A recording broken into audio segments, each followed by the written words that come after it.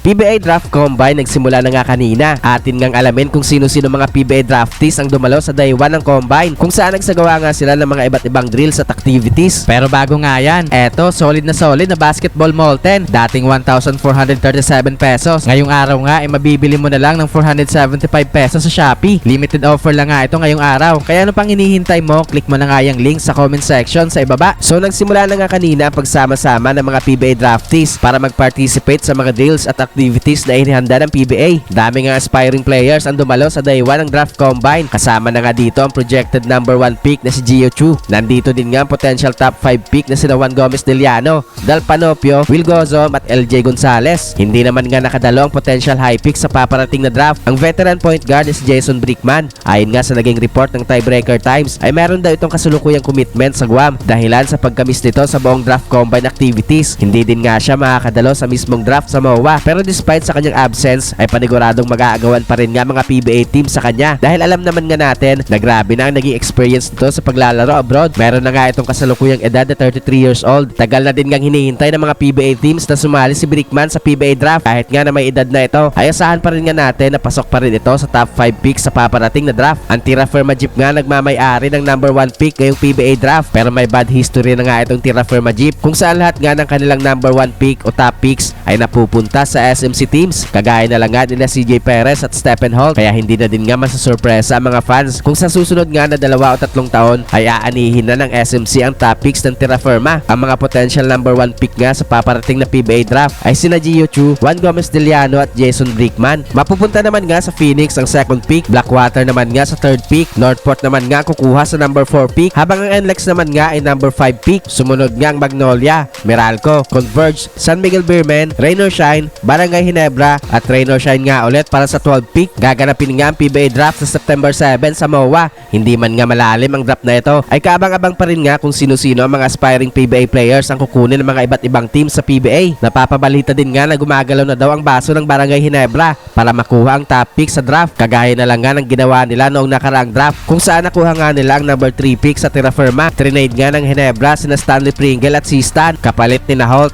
ay Saako at ang number 3 pick na si RJ Aberentos. Nasa radar nga ng Ginebra ngayon ay isang big man at ang former Gilas point guard na si Dal Panopio na kamakailan lang nga ay nakita sa practice facility ng Ginebra kasama si Coach Tim Cone. Kaya abangan na lang natin kung ano ang mangyayari sa paparating na draft at kung sino-sinong mga PBA teams ang magkakaroon ng big move